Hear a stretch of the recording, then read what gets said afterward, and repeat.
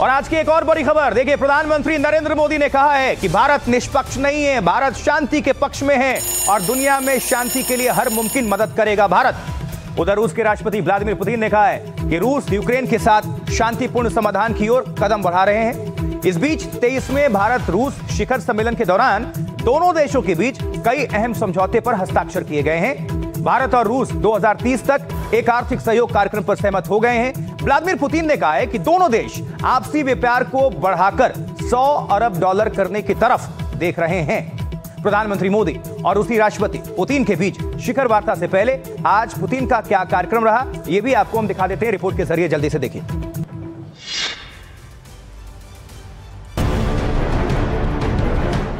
राष्ट्रपति भवन में रूसी राष्ट्रपति व्लादिमीर पुतिन का औपचारिक स्वागत और सेना के तीनों अंगों द्वारा गार्ड ऑफ ऑनर, राष्ट्रपति द्रौपदी मुर्मू और प्रधानमंत्री मोदी ने रूस से आए अपने मेहमान का गर्मजोशी से स्वागत किया।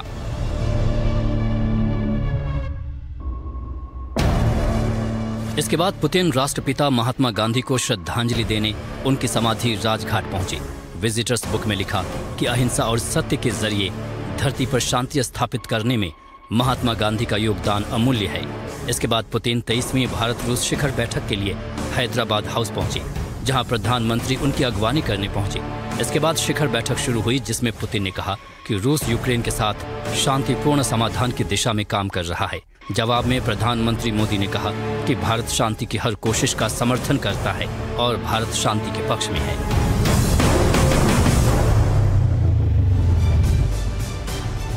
जी हां, तो रूसी राष्ट्रपति व्लादिमीर पुतिन के साथ शिखर बैठक के दौरान प्रधानमंत्री नरेंद्र मोदी ने साफ कहा है कि दुनिया शांति की तरफ लौटे और भारत शांति के लिए हर मुमकिन कोशिश करेगा।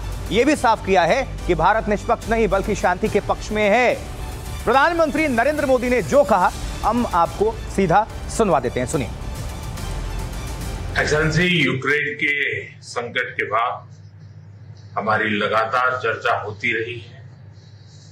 आपने भी समय समय पर एक सच्चे मित्र के रूप में हमें सभी चीजों से अवगत कराया।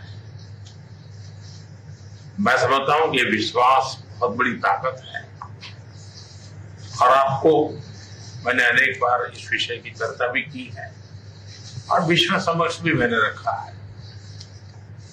विश्व का कल्याण शांति के मार्ग पर ही है।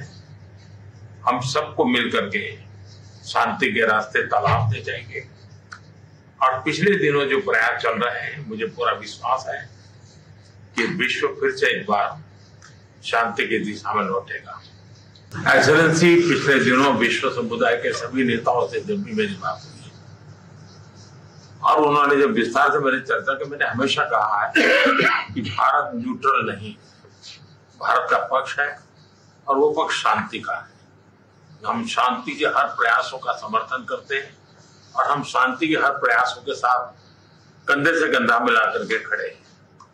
पूरे विश्व ने कोविड से लेकर के अब तक कई संकटों से गुजरा है।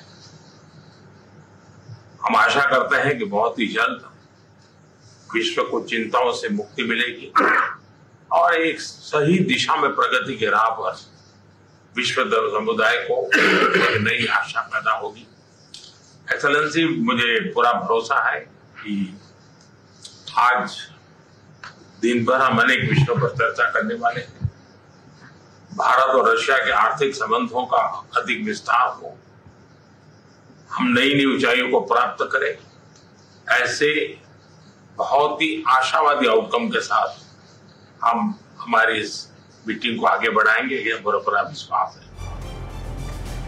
तो प्रधानमंत्री नरेंद्र मोदी को भी आप सुन रहे थे। भारत और रूस की दोस्ती और प्रगाढ़ होती हुई नजर आ रही है। चलिए अब आज क्राइम जगत में क्या हो रहा है, 4 बड़ी खबरें अपराध की दुनिया से अपडेट। उत्तर प्रदेश के कोडिन युक्त कफ सिरप तस्करी मामले में पुलिस ने शिकंजा कसा है। मास्टरमाइंड शुभम जायसवाल के सीएम विष्णु अग्रवाल से पूछताछ। मामले का खुलासा होने के बाद से फरार है शुभम।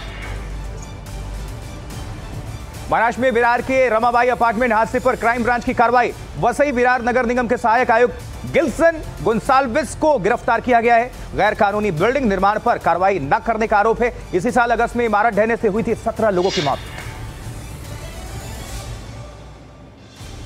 उत्तर प्रदेश के मुरादाबाद में बीमा क्लेम के लालच में पिता पर बेटे की सुपारी देकर हत्या का आरोप है। मुरादाबाद पुलिस ने किया सनसनीखेज खुलासा, 2 करोड़ से ज्यादा का था बीमा।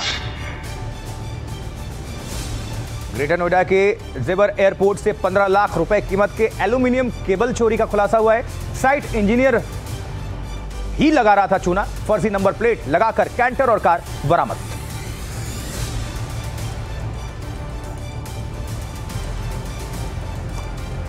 एक और बड़ी खबर देखिए, 4 बच्चों की हत्या करने वाली पानीपत की लेडी साइको किलर का मामला तांत्रिक क्रिया से जुड़ा हो सकता है। यह कहना है इस महिला के चचेरे भाई सुरेंद्र का, जिसके छोटे भाई की बेटी को साइको किलर पूनम ने मार दिया था।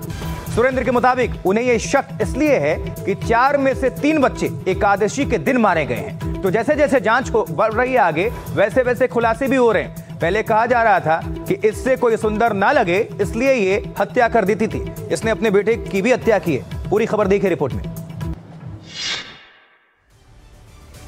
4 बच्चों की हत्या के आरोपी पानीपत की लेडी साइको किलर का मामला तांत्रिक क्रिया से जुड़ा हो सकता है। ये शक जताया है सिवाह गांव में रहने वाले पूनम के चचेरे भाई सुरेंद्र ने। सुरेंद्र के छोटे भाई की बेटी जिया इस साल 19 अगस्त को पानी के टब में मरी हुई मिली। उससे एक दिन पहले ही पूनम सिवाह गांव आई थी। जिया रात में उसके ही साथ सोई थी।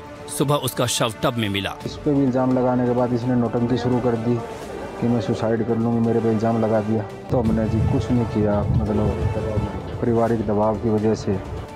अब जब पूनम की करतूत सामने आई तो सुरेंद्र ने बताया कि 3 हत्याएं एकादशी को हुई। शंका भी थी ये एकादशी ही क्यों, और दूसरा जी पानी ही क्यों। तो जी कहीं ना कहीं मतलब शंका ये थी कि कोई तांत्रिक सिस्टम हो सकता है, उनके संपर्क में हो सकते हैं। शक से बचने के लिए पूनम ने 2023 में अपने बेटे की भी हत्या की। सुरेंद्र ने मांग की है कि इन हत्याओं के लिए पूनम को मौत की सजा दी जाए। और अब राजनीति में क्या हो रहा है जानना जरूरी है, तो आइए सियासत से जुड़ी 4 बड़ी खबरें आप सभी तक जल्दी से पहुंचा देते हैं। नजर डालिए। विधानसभा की कार्रवाई से गायब होने पर सत्ता पक्ष ने तेजस्वी यादव को घेरा है। सत्ता पक्ष ने बताया हार की हताशा, परिवार के साथ यूरोप घूमने गए हैं आरजेडी नेता तेजस्वी यादव। वहीं समाजवादी पार्टी नेता आजम खान के बेटे अब्दुल्ला आजम की मुश्किलें और बढ़ गई हैं। 2 पासपोर्ट मामले में रामपुर एमपी एमएलए कोर्ट ने सुनाई 7 साल की सजा। 2 पैन कार्ड मामले में पहले से जेल में आजम और अब्दुल्ला, बाप बेटे दोनों। इंडिगो संकट पर सियासत तेज, सोशल मीडिया पोस्ट में राहुल गांधी का बड़ा आरोप। मोनोपोली मॉडल को बताया फसाद की जड़, तो टीएमसी ने इंडिगो पर यात्रियों को लूटने का आरोप लगाया। हरियाणा में पुरुषों की तुलना में महिलाओं के कम लिंगानुपात पर कांग्रेस सांसद दीपेंद्र सिंह हुड्डा का बयान, कहा बेहद गंभीर मुद्दा, सरकार से समाधान निकालने की अपील।